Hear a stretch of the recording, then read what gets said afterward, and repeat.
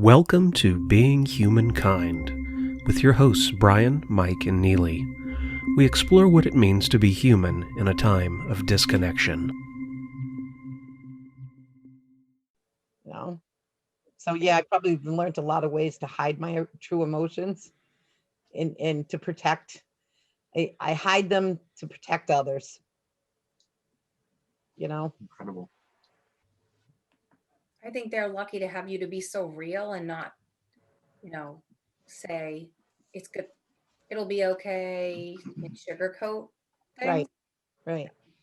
Yeah. Much better to be real and sit in the car and cry and say sometimes things are going to suck.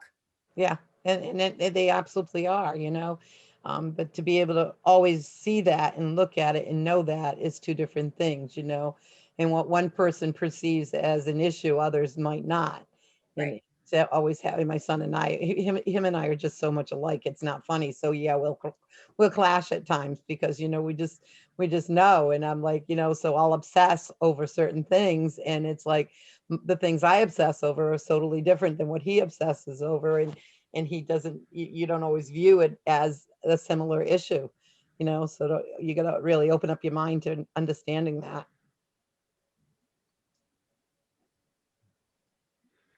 And if you don't mind me asking, what is the syndrome that your daughter was diagnosed with? She has it's called Kleefstra syndrome. It's Kleefstra, and it's a deletion in chromosome number 9. I enrolled her in a research study through Bradley Hospital, Brown Medical School years ago. She's 34. She was probably early 20s. They asked us to participate in it as they were trying to get to the root of autism. So it was basically a research program. So I enrolled her in it. I went in, did blood. Jason was in college then. So yeah, 10 years or so ago. They wanted blood work from all the family members. I don't think Jason ever did his little swab thing because he was up in Maine. And I don't think their father ever did it, but I did the blood work and Becky did blood work, went in, did it like a 3 or 4 hour interview about all her milestones. And 3 years later, 3 years, the buzz was going around every appointment. Oh, they got a diagnosis. I'm like, oh, they do? What is it? Oh, we can't tell you. You have to call the clinic. And I'm like, okay. So it took me a little running around to figure out, but I finally did get to it and saw a geneticist. And then they had to redraw blood from Becky to make sure it was tested in a controlled lab and not a research lab. And sure enough, it was confirmed. Like I said, at the time, there were only like 500 in the world. I sent her, Dr. Kleefstra is the one that discovered it. She's from the Netherlands. I've actually spoken with her. I've met her. She's come to Boston twice and done some conferences. The very first meetup I did was basically just a group of parents getting together to mingle. And I went to Texas, and that was the one and only time I took a vacation during school time because I felt it was important to go to this conference down in Texas to meet other people with this syndrome and network. And so we did do that. And the last two conferences, I'm blessed with living in Massachusetts and near Boston in the medical hub of the Northern Hemisphere. And so now there is it's just starting up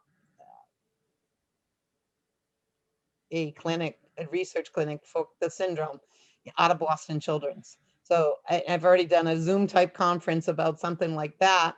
And I expect them to be bringing us up there. COVID's kind of putting a damper on them really doing a whole lot, but I expect them to have Becky go up for a physical appointment as well, because of the things that do happen with the syndrome. A big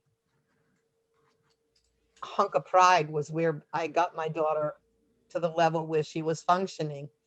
And then something that hits these kids with this syndrome is a regression. And when Becky hit the regression, I didn't know she had the syndrome. So when she hit the regression, we were looking at devastating diseases and deteriorating diseases. And she went in for a muscle biopsy and just, all kinds of stuff because we didn't know why are we losing her? And sure enough, found out it's regression. It's tied with puberty. They go through a long period of not sleeping. She went over a month of not sleeping. So I was insane. I had no sleep. Jason was in driver's ed at that time, I remember, because she had a grand mal seizure and I got called to go to the hospital and I had to pick him up from driver's ed. So he was probably 16 and a half or so. She was probably 18 and a half during this regression time. And like I said, it hits generally during puberty, but her puberty was delayed because of medication, because of her mental maturity. So seeing a specialist, an endocrinologist, and consulting with them, we delayed the onset of puberty because of her mental age. And so her actual onset of puberty didn't happen until she was 17 or 18. And that's when that big thing hit. And the only reason we started the puberty was because her bone age was not maturing and she had severe scoliosis. So she has a Harrington rod in her back from her neck to her tailbone. Over 13-hour surgery, donated her own blood, ICU. That was a quite intense surgery in her back because of such a severe curve. And it was just after that that all this regression stuff happened in the seizures and everything else. So it all snowballed all around the same time, a lot of medical issues. It was the time of my life when I had gotten married a second time and it was fumbling. And because of the lack of support and because of the issues with Becky and a lot of other issues, that ended up dwindling as well. So I didn't have the support. And so again, that all crashed and crumbled. And then Becky, so she's had a handful of medical things, but then I look at it, there's a lot of her kids with her syndrome that have severe medical issues. There are some kids with her syndrome that are functioning on an 18-month-old level. Becky wears diapers to bed at night. Oh, well, those kids wear them 24 hours a day. So, hey, oh, well, she wears oxygen at night because she destats at night.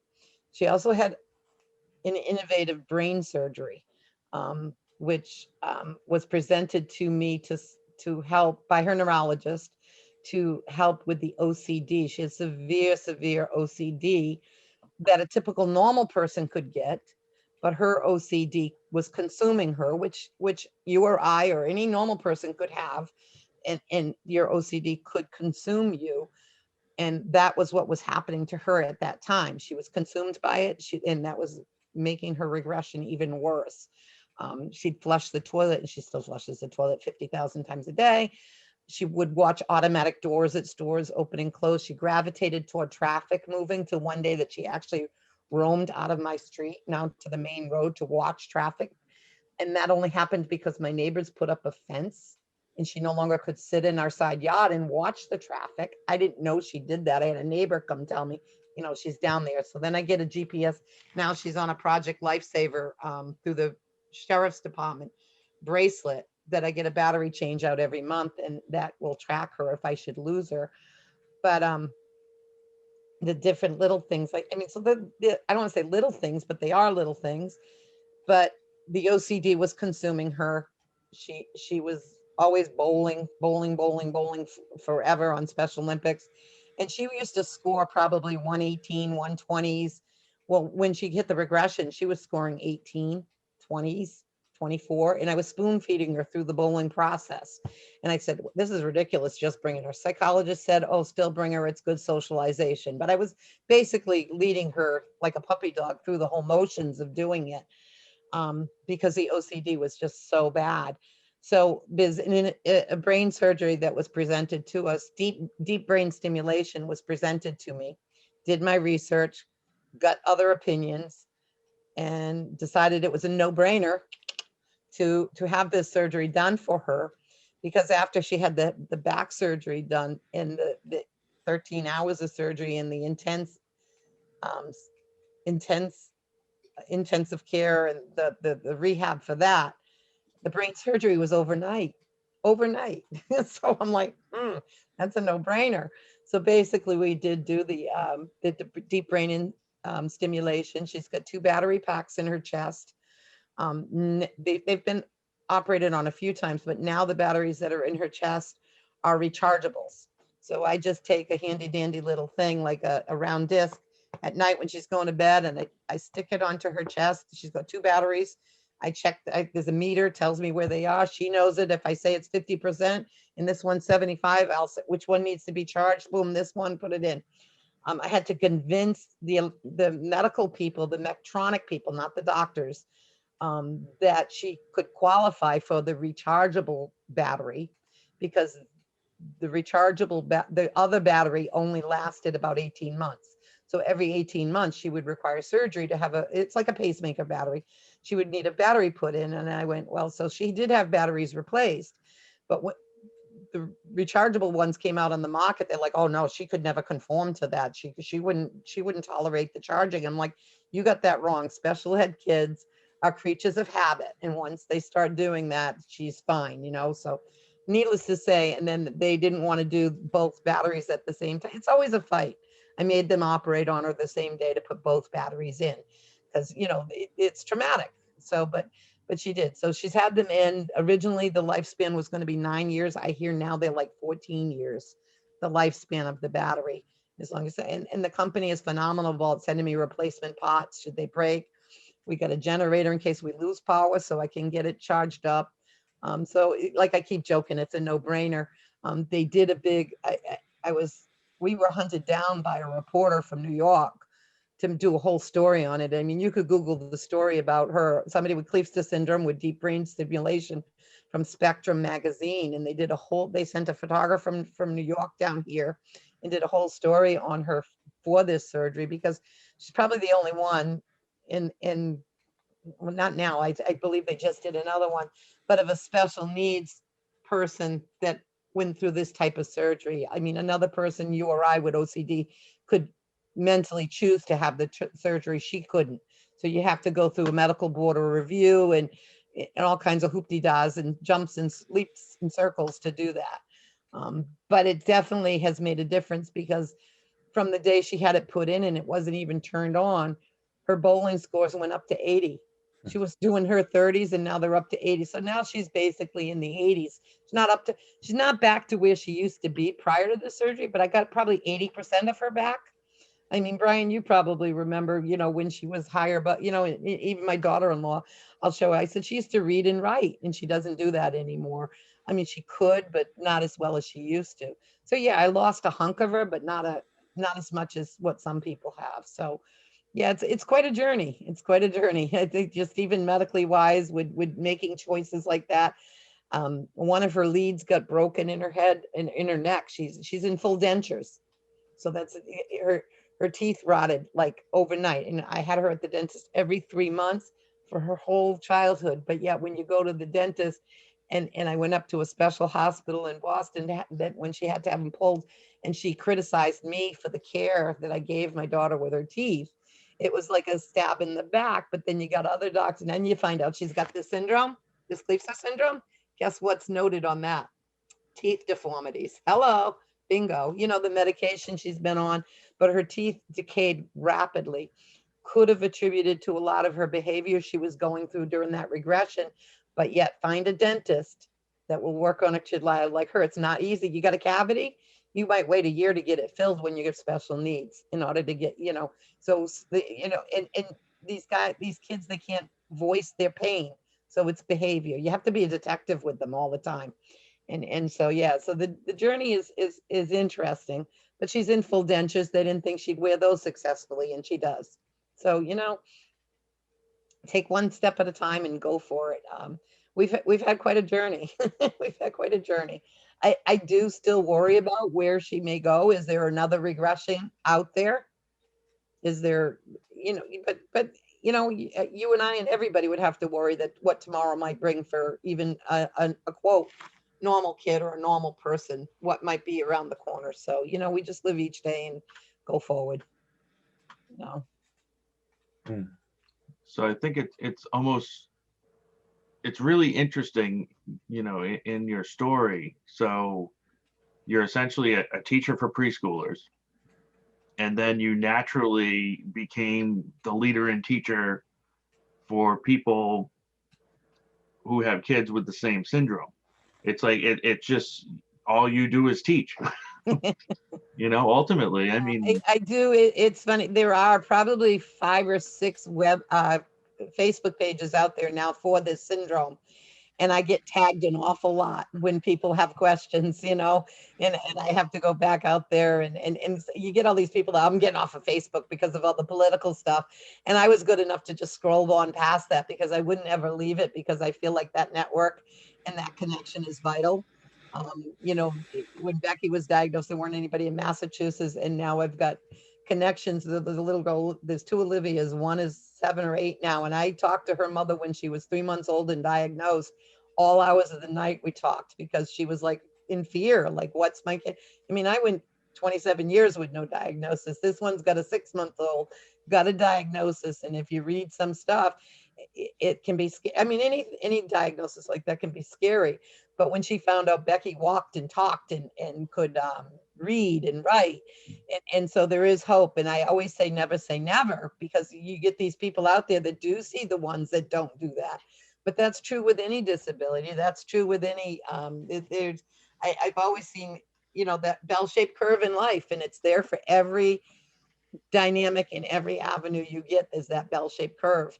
And so I always tell these new parents, never say never. They started a Kleefstra page just for the adult population, so we could voice things that might frighten the younger ones we can voice it and not them see it. So it's only for like over 18, so that we don't scare the younger ones.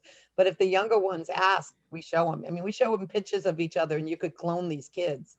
Their features and everything is so similar. But yet a lot of them are different. So, and I say that, you got to, when you teach children, and when you teach these guys, you got to take what they know and go with that. Don't take a diagnosis. Don't take, this or that.